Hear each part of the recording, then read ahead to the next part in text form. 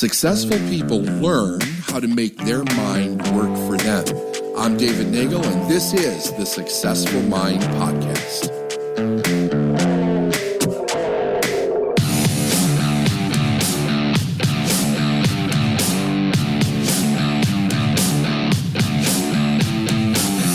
There is always a way when you're committed. Commitment's it's an interesting thing. We hear it.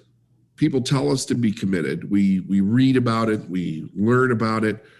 But just as I have talked about and will continue to talk about how important desire is, in the fact that, desire is the thing that needs to be kept white hot inside of us, of what it is that we're going after. Desire illuminates the vision for what it is that you want to create for yourself. It's your north heading on your compass. It's the thing that always needs to be there when everything else is gone. However, we don't think in the much of way of how important commitment is in as far as how do we keep that up and fresh and really useful all of our journey. It's kind of like if you're driving a car and not checking the gas tank, eventually you're going to end up broke down on the side of the road. If you don't continue to check your level of commitment, you'll find that it'll let you down when you need it the most. It needs to be there in strength, in vision, in consciousness every single day in order that we can use it. And, it's great when you have days where you don't have to really push the commitment inside of yourself, like I'm totally committed. But you're going to have days and you're going to have challenges where you have to. You really have to bring the thought of commitment up into your consciousness and really think about, what am I going to do? I am committed to doing this. Really consciously being aware of the idea that I am committed to doing what I'm doing. But we also have to think of commitment as in a way where it's thorough. In other words, what are you actually committed to? And I think that most people don't ever think about this. Are you committed to starting? Are you committed to the goal? Are you committed to the follow through after the goal? And the reason that it's important to think about this is because if you don't, you'll find places where your commitment is lagging that causes a problem. And I'm going to give you this little story here as a great metaphor for this. Most people know who Edmund Hillary was. He was, him and Tenzing Norgay were the first two people to summit Everest that we're aware of. And they did a couple of tries in 51 and 52, and they didn't make it, but they were committed. So 53, they went back, right? And they summited the mountain and they made it back. And when you think about, if you study Hillary at all, he's a very interesting character. He was a beekeeper from Auckland, right? Why is a beekeeper from Auckland, also the number one mountaineer in the world as far as we know from, what he accomplished? Nobody had ever done it before, or so we thought anyway. But he had an absolute commitment. And I would suggest if you've never watched any of the movies or the documentaries around the entire Everest journey, you should, just to see what it is that these people were actually committed to. This thing is no walk in the park. Getting there is no walk in the park. Getting just to the base camp at Everest is a feat in and of itself. It's crazy when you look at actually how much. There's something, but somebody has to really, really want to climb this thing and win to do it. But in 1924, George Mallory went, and we don't know if he summited. We do know that there's a very distinct possibility that he did summit the mountain, but he never made it back down. And his body is up there today. I mean, we didn't find Mallory's body till 1999. He just disappeared. But what we do know is it's possible that he made it. We can't confirm it, but it's a real possibility. But see, it's not just about summiting that mountain. It's about making it back down. Your goal is not just about reaching your goal. It's about making it back down. It's about following through afterward.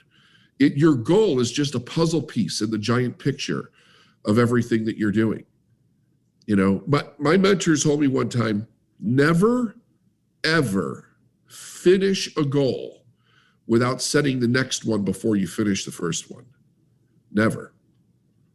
It psychologically makes a tremendous amount of sense because, when you're going after something, we often think about the toll that it takes on us to do it. The psychological toll, the physical toll, the amount of learning and adapting that we have to do in order to win. But you also have to think about it in a different perspective. This is growth. This is growth, meaning that you're getting bigger, better, stronger, smarter, more efficient. You expand in your ability to give with every step forward that you make. We live in a world today that's very interesting, especially with the people that are just coming into life in the last 20 years, because people that are being born within the last 20 years are living a life because of the instant gratification that they get. It's changing the way their brain works. So if you were born before 20 years ago, you didn't spend the first 10 years of your life, or if you're my age or anywhere, adult that's in their 30s, 40s or older, you didn't experience that. You had to learn patience. You had to learn a time lag and cause and effect between doing something, getting what you want. Now, I don't necessarily think this is a bad thing. Like a lot of people think that this is a bad thing, that the kids today are so programmed with instant gratification. It's actually kind of like a personified truth of the idea of instant manifestation. For the spiritual people for a long time believed that we had the ability to instantly manifest something that we want. And for a lot of things today, that's absolutely true. We can actually do that, and we're getting better at doing it all the time. However, it can create a problem when your mind is so focused on when am I going to get there, or it's focused on the idea that if it gets a little bit too tough, I want to quit. So while it's great to have our minds, being reprogrammed for instant manifestation, we cannot let go of the idea of a commitment if we don't get it in 5 minutes after we set the goal. So we have to really think. You look at somebody like Edison, 10,000 tries to manifest a light bulb. When would you have quit? If you were Edison, when would you have quit? And it's not just 10,000 tries. It's all the people that thought he was out of his mind. The people that thought he was a heretic. The same with the Wright brothers. They literally, the religious people thought they were playing God. One of the brothers' father told him that they were going to burn in hell for what they did because they were defying God's laws. So while somebody is going through something, when you're doing something that is above and beyond the people that you were around when you were growing up, they don't necessarily understand what you're doing or why you're doing it, because so many people choose the life of just living on the survival edge. But because of the way society is set up, it's not usually an effect that a person dies if they don't do that, because society kind of picks people up today. We've created a way so even the people that lose big can still make it to some degree as far as survival goes, So we don't have that reality, not for most people. There are places in the world where that reality is very true every single day, but for most individuals, it's not. So there's a false sense of security that gets built in a person's mind. But when we think about we're going to go after the thing that we want, we also have to realize we're doing something that's extraordinary. Every business is designed to give to someone else, to try to better the life or the circumstances of another individual. And just in the fact that you all think this way takes you so far above the survival mind, it's not even funny. Because you're saying, I am good enough, I'm great enough, I'm powerful enough, not to just take care of myself, but to actually put myself out there and develop myself in a way where I can help other people. At the same time, you might be getting pushback from other people around you in the fact that you're going to do something that's better than average, that's better than mediocrity, that's better than just base survival. The moment that we say we're going to be a business, we're going to be an entrepreneur, we're going to set a goal that's higher, we're also considering the fact we're going to help a lot of people. We're going to attempt to benefit the lives of other human beings, not just show up every day and do a little bit of work so that the world takes care of me, but actually go out and benefit mankind in some way, more than the average person. That takes commitment. It takes an extraordinary level of commitment to do that every day. Why? Because in order to do that, you have to grow. Nobody's born automatically ready to do this. We all have the innate ability inside of us to be able to do it, but it has to be developed. You have to dream, you have to vision, you have to commit. There's so many things that we have to do in order to be able to pull that off. But we also have to remember, we're not just going up. We want to go up and come back down. We want the whole journey in front of us. The whole journey in front of us. We want to be able to do extraordinary things, but we want to become stronger because of it, not weaker. You know, Mallory going up the mountain and not coming back down, if you watch any of the documentaries, you'll realize the people that didn't come back down, in most of the cases, weren't committed enough. Yes, you had the occasional person that fell in a crevasse or they broke their leg and there was no way to actually get back down the mountain or whatever. But in most of it was just sheer exhaustion with some injury.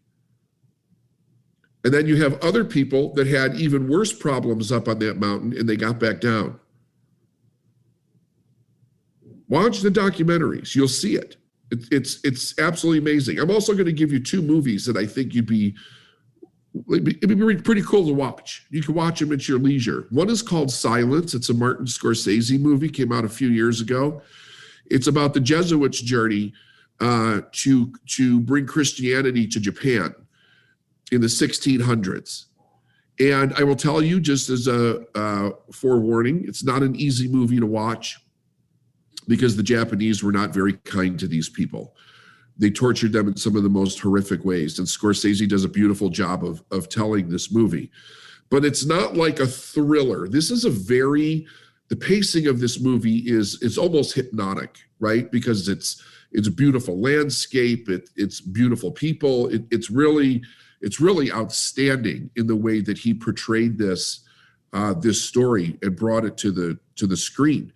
But the Jesuits were also committed. They were very committed in what they were doing. And you get to see what happens when they follow the commitment all the way through and they're able to learn, adapt, and grow to the situation. The other movie is called Temple Grandin, and it's about Temple Grandin. It's a true story of Temple Grandin, who was an autistic woman who changed the cattle industry. And she's still out there teaching and working today. But the thing about Temple Grandin that amazed me was her commitment to doing what she believed, regardless of everybody else that thought she was a lunatic. I mean, they tried to put her in an insane asylum, ever committed, from the time she was a little girl.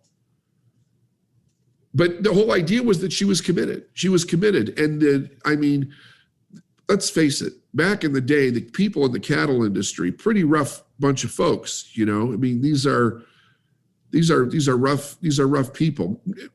Not in a bad way, but just, you know, that's the way that it is to have to be in that kind of an industry. They don't want anything to do with her and what she was doing. Anyway, check those two things out, because I think in one of the ways that we keep our commitment up and going is watching the commitment of other people, watching what other people have gone through in their commitment and their struggle to keep their commitment. I can do the same thing. You know, your commitment is great and easy when you have just a great day, but when everything goes wrong or when you have a setback, you know, that's when you need it the most.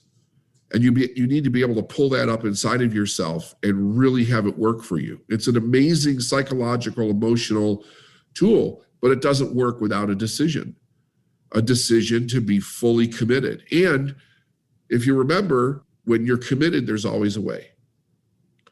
When you're committed, there's always a way. You cannot see something on the screen of your mind and there not be a way to actually do it. Commitment allows us to move through the adaptation that will allow that to happen. You know, very often when you start off with a goal, by the time you get there, you find out the journey is not what you thought it was going to be. You know, all the changes you had to make, you didn't know were coming. It changes you as a person, but it's supposed to change us for our good, you know, for the good of us and the good of all humankind.